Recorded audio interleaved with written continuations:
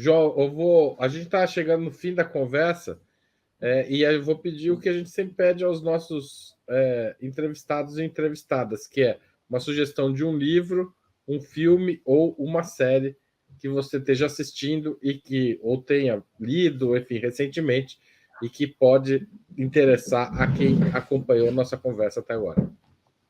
Vamos lá. Filme. Eu vou sugerir o filme de um cineasta jovem, brilhante, o Jefferson D. O filme é M8, Quando a Morte Socorre a Vida. É uma espécie de thriller, mas que tem a cena final, uma das cenas mais bonitas da cultura brasileira. É uma espécie de Antígona multiplicada a 1000, mas eu não digo para não dar spoiler. Filme M8, Quando a Morte Socorre a Vida, do Jefferson D. Livro, eu acabei de ler, Haroldo, olha, você deveria convidá-lo. A Razão dos Centavos, do Roberto Andrés, é uma brilhante análise de julho de 2013, que ele entende, tanto pela sua característica própria, mas numa história de longa duração que volta a 1880, quando ocorre, ainda durante o Império, o primeiro protesto violento contra o transporte urbano, que é visto como uma espécie de metonímia da desigualdade profunda da organização urbana brasileira. Uma série que eu quero recomendar muito, da Netflix. O título é em inglês mesmo, é The Family, Democracia Ameaçada.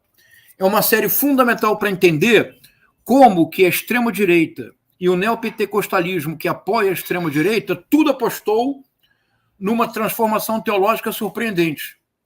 Eles abandonaram o Novo Testamento.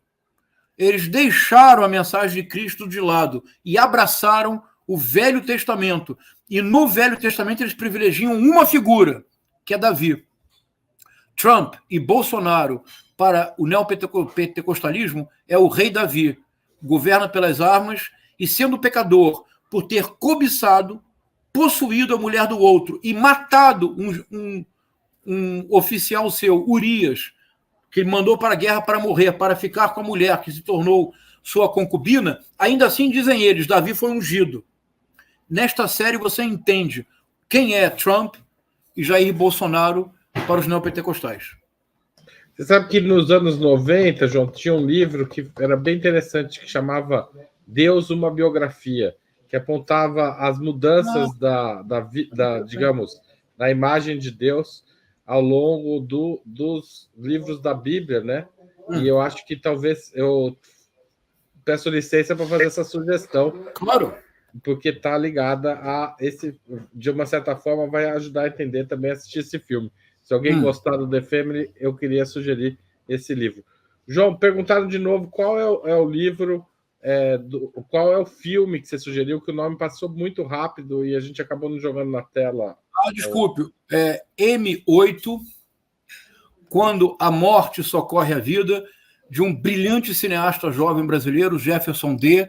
É uma espécie de... É um thriller, e a cena final, eu vou dizer mais uma vez, próximo ao final, é uma das cenas mais impactantes da cultura brasileira, é uma multiplicação de Antígonas, mas eu não posso dizer para não dar spoiler, é um filme que eu recomendo demais, peço que todos assistam.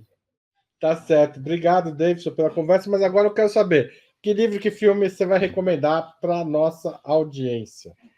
Eu recomendo, né, o episódio 1 da 6ª temporada do Black Mirror, que é Rowan Isalfo, porque fala da inteligência artificial e desse processo, né, de captura desse perfil para o fim do mercado da indústria cinematográfica, né, a ponto de dispensar os atores, você não precisa mais dos atores. E isso mostra algo que não é só do cinema, é para todas as categorias. Eu indico também o Men's Against the Fire, que é o episódio do Black Mirror, que eu não coloquei antes aqui para vocês passarem a imagem, mas que também mostra o quanto que os vieses de gênero, de raça, também podem influenciar nesse uso automatizado e criar a reprodução de grandes formas de violência, né? Acho que esse é um ponto importante para a gente pensar, e eu acho que esse filme dá conta, né? E aí, por último, um filme chamado Hair, do Spike Jonze, né? Que mostra, né, essa fetichização da tecnologia a ponto de um personagem, né, se apaixonar pela tecnologia como se ela fosse um ser humano, quando não é. Então, também muito cuidado com essa antropomorfização da tecnologia, né? Os nomes são todos ideológicos, inteligência, redes neurais, são termos são termos de marketing, né? Que não dizem muito do que elas são de verdade. Isso não quer dizer que elas não são importantes nem eficazes, mas elas trazem uma imagem falsa que dá a entender que é uma pessoa que vai se revoltar, quando na verdade é outra coisa, né? Então, muito cuidado com a antropomorficização da tecnologia. Antropomorfização. Isso, porque ela é trabalho humano objetivado, ainda que autônoma, ainda que automatizada. E livro? Opa, livro, eu deixo aí, né, o Desmistificando a Inteligência Artificial, da Dora Kaufman, que eu acho que ajuda nesse sentido de mostrar que é uma tecnologia humana, né? E deixo o livro Racismo Algorítmico, do Tarcísio Silva, que vai mostrar que essa algoritmização ela é permeada por relações de poder, de gênero, de raça, de região, e que, portanto, a questão não é só ser humano versus máquina, mas é pensar, inclusive, quais são as contradições sociais que estão implícitas na produção do cálculo que permeia os algoritmos e a inteligência artificial. Gente, a gente está chegando perto do fim da conversa e a gente sempre pede aos nossos entrevistados e entrevistadas que sugiram um filme e um livro que leram e assistiram recentemente que possa interessar o nosso público. Então, Mili, qual é a sua recomendação para os nossos espectadores? Então vamos lá, vou começar com um livro. A Máquina do Caos, de um repórter do New York Times que se chama Mark Fisher, que estudou as engrenagens das redes sociais. Vai muito além de a gente achar que elas incentivam um certo caos e uma certa máquina de ódio. Não é só isso. Elas mudam o nosso comportamento. Elas criam o ódio na gente. E isso ele fala com base em pesquisas. Elas criam desejos pedófilos em alguns. É realmente assustador, mas eu acho muito importante que a gente leia esse livro. São 500 páginas e algumas delas, assim, eu estou relendo já, porque agora eu estou passando por ele grifando, tem partes muito importantes, e é assombroso, mas a gente não pode deixar passar, a gente precisa desse conhecimento. Então, recomendo fortemente. E o mais? Filme, um filme que se chama Close. O filme e a série eu vou recomendar pelo mesmo motivo. Assim, o filme Close, ele fala do começo da construção da masculinidade. Trata da história de dois amigos pré-adolescentes, de como eles têm muito carinho um pelo outro, de como eles dormem juntos, abraçados. Não tem absolutamente nada de sexual na maneira como eles se relacionam. São duas, transportando para o universo feminino, é a formação da mulher com uma amiga. Você dorme junto, você faz carinho. Isso não quer dizer que você vá namorar aquela pessoa, que você tenha desejo para aquela pessoa. Quer dizer que você ama aquela pessoa. E esses meninos começam a se ver assim, até que, quando eles vão para a escola, para uma outra escola, essa masculinidade é colocada em prova e eles passam a ter muitos problemas. É muito triste, mas é muito bonito também, porque mostra como a construção da masculinidade faz os homens perderem muita coisa ao longo do caminho.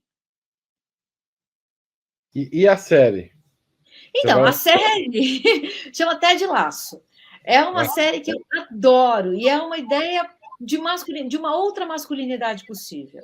É um treinador de futebol americano que é contratado por um time da Premier League, que tem uma presidente no comando, e ela contrata ele sabendo que ele não sabe nada de futebol, porque ela quer destruir o time dela mesma, porque ela herdou esse time do marido. O time é a grande paixão do marido dela. E eles se separaram, um divórcio que envolveu traição. Então, para se vingar, ela quer destruir o time. E ela contrata o Ted Lasso. E o Ted Lasso vai dirigir um time da Premier League. E aí, obviamente, todo mundo estava equivocado a respeito de tudo. Mas você vai vendo o Ted Lasso mudar a ideia de como aqueles homens se relacionam, sabe? É muito bonito mesmo, eu recomendo. Tá certo. Nós estamos chegando aqui no final, Rogério, que você tem hora e eu também. Infelizmente, a gente não pode continuar indefinidamente esse papo, mas a gente sempre pede uma sugestão de um livro e um filme para os nossos entrevistados, ou série. Quais são as suas sugestões?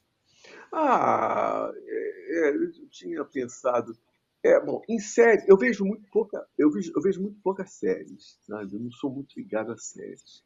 Mas uma série que eu recomendo é The Kingdom, né? Que é uma série produzida pelo Lars von Trier, entendeu? E é uma série espetacular.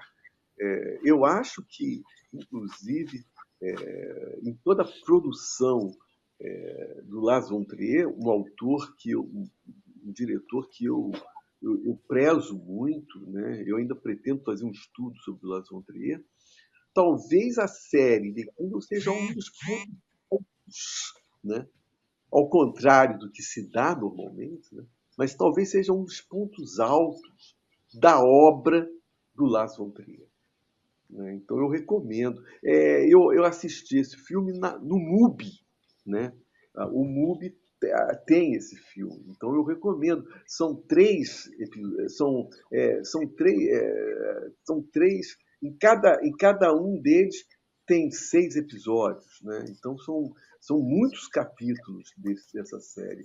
E aí realmente vale a pena, porque ele faz uma junção de ciência com espiritismo e, evidentemente, criticando a ciência, né, e tal.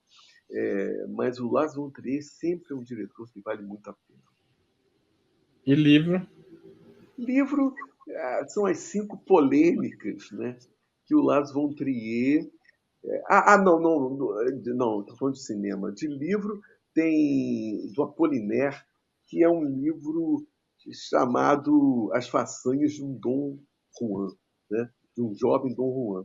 Eu fiquei muito impressionado com isso, Haroldo, porque o Apollinaire ele está entre os eruditos, né?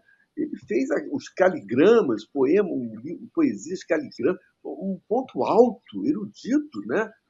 Quem estudar modernismo, simbolismo, vai ter que estudar Apollinaire. Né? Apollinaire está entre os grandes, né, franceses. E ele escreve um livro, né, que é puro erotismo. Eu diria, em termos mais chulos, o livro é sacanagem o tempo inteiro, da primeira à última página. Entendeu? Coisa que você não verá na cultura brasileira. Né? Se você pegar os grandes intelectuais brasileiros, Guimarães Rosa, Drummond, Mário de Andrade, se eles falarem de erotismo, eles vão falar de uma forma muito sublimada, né? Muito longínqua. E eu sempre digo isso, eu acredito essa coisa, essa falta de uma cultura erotizada, apesar do brasileiro ser muito erotizado por causa do carnaval e tal, mas a alta cultura brasileira, ela não é erotizada. Eu acho que eu poderia acreditar isso, a influência da igreja na cultura brasileira desde a sua fundação. Desde a sua fundação.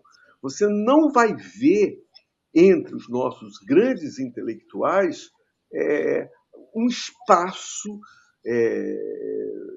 reservado ao erotismo. Você não vai ver isso. Ao contrário, né? Na França, em que a igreja não teve um papel tão determinante na cultura francesa, você vai ver, sabe, Georges Bataille, por exemplo, né? Um intelectual de primeira grandeza, que o Foucault chegou a dizer é um dos grandes intelectuais do século XX. Os livros dele são dedicados exclusivamente ao erotismo. Quer dizer, tem todo um campo filosófico, evidentemente. Né? Mas eu quero dizer isso, que na nossa cultura letrada, o erotismo ficou meio jogado para escanteio. É verdade. Com alguma exceção no final do século XIX, mas a gente fala disso outro dia. Alexandre, a gente está chegando aqui, estourando o tempo aqui. O papo está ótimo, mas a gente precisa pedir para você o livro e o filme que você gostaria de recomendar a nossos espectadores. Se quiser uma série também. Vamos lá? Vamos lá. Qual é o livro? O livro é o livro Celso Furtado, Correspondência Intelectual, organizado pela Rosa Freire da Guiar. E não sei se eu preciso falar por quê desse livro, mas esse livro aí mostra os diálogos do Celso Furtado com todo um conjunto de intelectuais e os debates sobre o desenvolvimento nesse período de 40 a 80. Né? Então, ali, como são correspondências, ali tem coisas que eu não falo, que eu não escrevo. Né? Então, ele tem... E a organização da Rosa é primorosa. Vão aparecer aí Hélio Jaguaribe, Darcy Ribeiro, Fernando Henrique, Florestan, Antônio Cândido, o próprio Raul Prebisch, vários intelectuais latino-americanos e do mundo inteiro. O filme é Um Sonho Intenso, do José Mariani, que já havia feito a cinebiografia do Celso Furtado. Esse Um Sonho Intenso ali são basicamente economistas falando sobre o processo de desenvolvimento no Brasil, né, e dos seus limites e dilemas.